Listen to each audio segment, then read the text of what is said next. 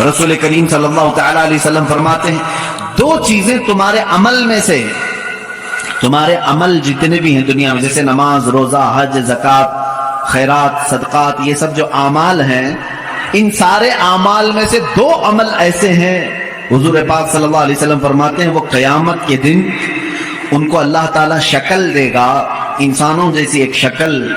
अस्सलामु अलैकुम वरहमतुल्लाहि वबरकातुहू। नाजरीन, आपको आज हम मुफ्ती सलमान अजहरी साहब का बयान सुनाने जा रहे हैं, जो कुरान शरीफ पढ़ने से रिलेटेड उनका बयान है, और कुरान शरीफ पढ़ने से क्या होता है और नहीं पढ़ने वाले के लिए क्या पैगाम दिया है मुफ्ती साहब। वो बयान आप अंतिम तक सुनिए, वीडियो को ज्यादा से ज्यादा लोगों तक शेयर कर दीजिए ताकि और भाई फायदा उठा सके। अंतिम तक आप लोग सुनिए हजरत का बयान को, आखिर तक बिल्कुल इत्मीनान से आप लोग सुनिए, सुकून से।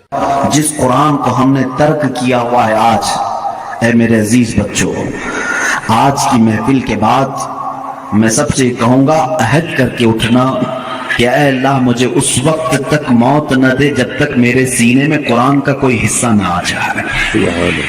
इसलिए कि रसूल करीम सल्लल्लाहु अलैहि वसल्लम ने फरमाया, जिस मुसलमान के सीने में कुरान का कोई हिस्सा नहीं, हुजूर पाक सल्लल्लाहु तआला अलैहि वसल्लम ने फरमाया, वो कब्रिस्तान की तरह वीरान है।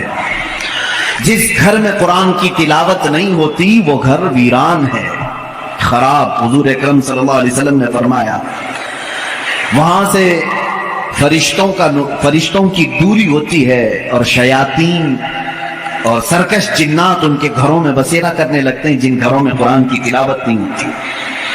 कुरान का एक हिस्से से मुराद चंद आयतें, चंद सूरतें भी अगर तुम्हें याद हैं, इंशाअल्लाह अज़ीज आप इसकी फजीलत के साथ क़यामत के दिन शफाअत के मुस्तहिक भी होंगे। कुरान का थोड़ा हिस्सा भी अगर तुम्हारे सीने में मौजूद है, इसलिए कि अल्लाह के हबीब सल्लल्लाहु तआला अलैहि वसल्लम से सहाबा इकराम ने फरमाया, अर्ज किया, आका दुनिया से जाने के वक्त सबसे अच्छी चीज क्या लेकर के जाएं इस दुनिया में?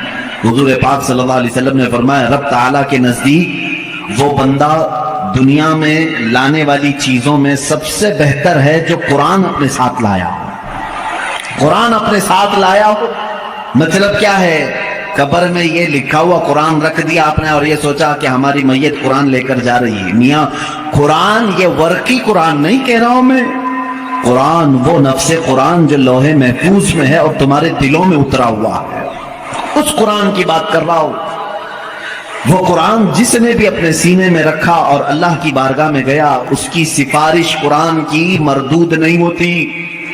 रसूल करीम सल्लल्लाहु तआला अलैहि वसल्लम फरमाते हैं, दो चीजें तुम्हारे अमल में से, तुम्हारे अमल जितने भी हैं दुनिया में, जैसे नमाज, रोजा, हज, ज़कात, खैरात, सदकात, ये सब जो आमाल हैं, इन सारे आमाल में से दो अमल ऐसे हैं, हुजूर पाक सल्लल्लाहु अलैहि वसल्लम फरमाते हैं, वो क़यामत के दिन उनको अल्लाह ताला शक्ल देगा, इंसानों जैसी एक शक्ल, और वो अपने साथी की सिफारिश करने के लिए झगड़ा करेंगे।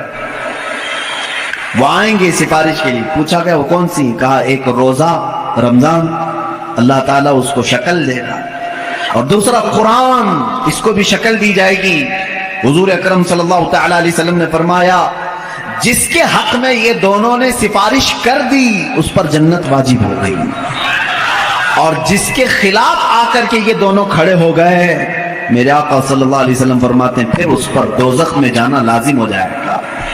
अगर ये दोनों आकर खड़े हो गए किसी के खिलाफ, कुरान और रमजान, रमजान कहेगा कि मौला मैं इसके घर जाता था, इसने बेहुरमती की है, मेरी बेइज्जती की है, मैं जब जाता था तो ये बेहयाइयां वैसे ही करता था, मेरा अदब व एहतराम कभी नहीं किया इसने। अगर रमजान हमारे खिलाफ खड़ा हो गया और कुरान अगर ये कह दिया कि मौला कभी इसने मुझे अपने सीने से नहीं लगाया, कभी मेरी आयतें तिलावत नहीं किया, इसको आज माफ ना किया जाए, रब ताला उन दोनों की सिफारिश इस हक में भी कबूल करेगा और दोज़ख में भेजेगा।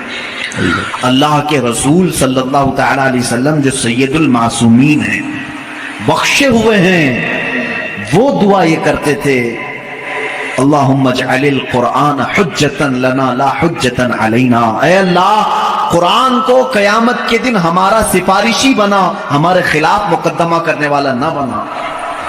अंदाजा करो, रसूल करीम सल्लल्लाहु तआला अलैहि वसल्लम जब ये दुआ फरमाते थे اس قرآن کو تم ہلکا نہ سمجھو.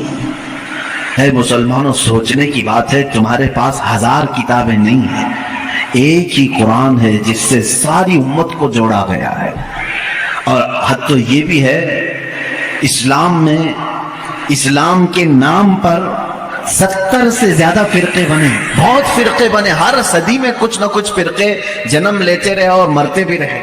آج بھی ہیں 70 سے زیادہ فرقے پائے جاتے ہیں، بلکہ خود شیعوں میں 70 فرقے ہیں، خوارج میں الگ فرقے ہیں، ان کے علاوہ اور دوسرے فرقے جیسے قادیانی ہیں، بدعقیدہ ہیں، جو اسلام کی کچھ نہ کچھ بنیادی چیزوں سے انحراف کرتے ہیں. لیکن میں آپ کو بتاؤں، تقریباً جتنے اسلامی فرقے ہیں سب کا اتفاق ہے کہ قرآن یہی ہے، کوئی اور نہیں. یہ 30 پارے جو قرآن کے ہیں اس پر سب کا اتفاق ہے. یہ بھی قرآن کا ایک معجزہ ہے. دوسرے سارے مسئلوں میں اختلاف چل رہا ہے، لیکن قرآن کا الف لام میم سورہ فاتحہ سے شروع ہو کر والناس پہ ختم ہونے میں تقریباً سارے فرقے اس کو تسلیم کرتے ہیں. شیعوں کا ہمارا اختلاف ہے، اہل حدیث سے اختلاف ہے، دیوبندیوں سے اختلاف ہے، رافضیوں سے اختلاف ہے، قادیانیوں سے اختلاف ہے، لیکن جا کر کے سارے مکاتب فکر میں آپ دیکھیں سب کے ہاں یہی قرآن پڑھا جاتا ہے، یہی قرآن ہے. اسی لیے میں کہتا ہوں ایک قرآن ہے، لیکن اس امت نے اس کو اتنا بوجھل کیوں سمجھا ہے، اس کو اتنا بھاری کیوں سمجھا ہے، جبکہ وہ مولا اسی قرآن میں یوں فرماتا ہے، ایک بار نہیں 4 بار فرما رہا ہے، وَلَقَدْ يَسَّرْنَا الْقُرْآنَ لِلذِّكْرِ فَهَلْ مِن مُدَّكِرٍ. ہم نے قرآن کو یاد کرنے کے لیے آسان بنایا ہے کوئی یاد کرنے والا؟ اور وہ اتنا آسان ہے، اتنا آسان ہے. میں نے خود دیکھا ہے کہ وہ بچے جن کو ابھی سوجھ بوجھ بھی نہیں آتی، سمجھ بوجھ بھی نہیں آتی، وہ بھی جب قرآن یاد کرنے لگ جاتے ہیں تو ان کے سینوں میں قرآن اتر جاتا ہے.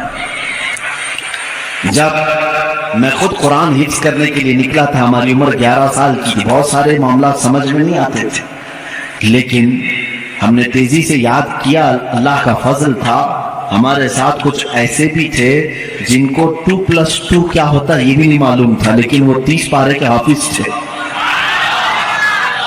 دوسری چیزوں میں اگرچہ ذہن کند ہو، لیکن قرآن ایک معجزہ ہے جو یاد کرنے والے کے سینے میں اتر جاتا ہے.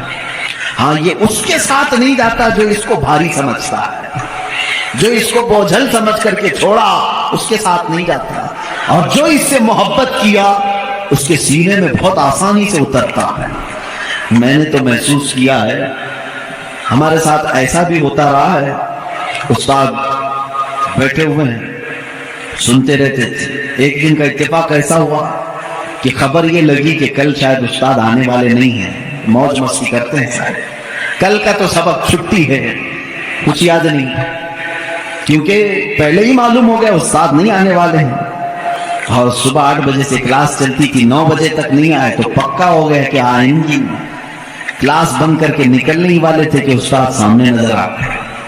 سب کو کہا بیٹھو، میری کوئی چھٹی نہیں، میں تاخیر ہو گیا تھا، بس مؤخر ہو گیا تھا.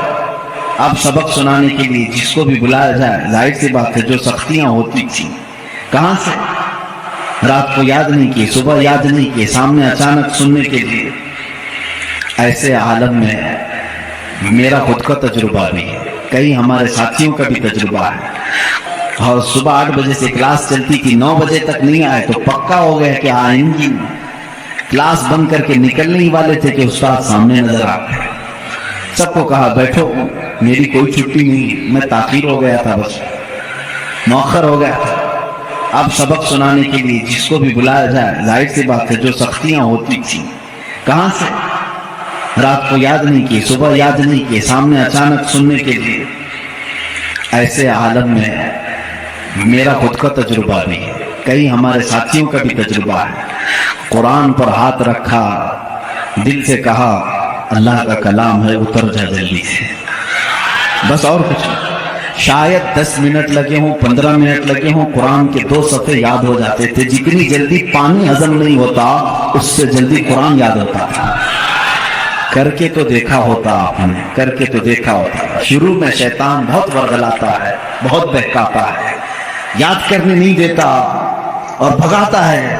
لیکن جو جم گیا تو پھر قرآن ہی اس کا مددگار بھی ہوگا۔ ناظرین، آپ لوگ مفتی سلمان اظہری صاحب کا بیان کو سن رہے تھے۔ مفتی سلمان اظہری صاحب کا بیان جو ہے آخر تک آپ لوگ سن چکے ہیں۔ بیان سننے کے لیے آخر تک آپ لوگوں کا شکریہ۔ اس طرح کا ویڈیو، اس طرح کا بیان، تقریر، نعت شریف سننے کے لیے آپ لوگ میرے چینل کو سبسکرائب کر سکتے ہیں۔ ویڈیو اگر آپ لوگوں کو پسند آیا ہو تو لائک ایوم شیئر کر دیں۔ کومنٹ سیکشن میں آپ سبحان اللہ لکھ دیں۔ السلام علیکم ورحمۃ اللہ وبرکاتہ۔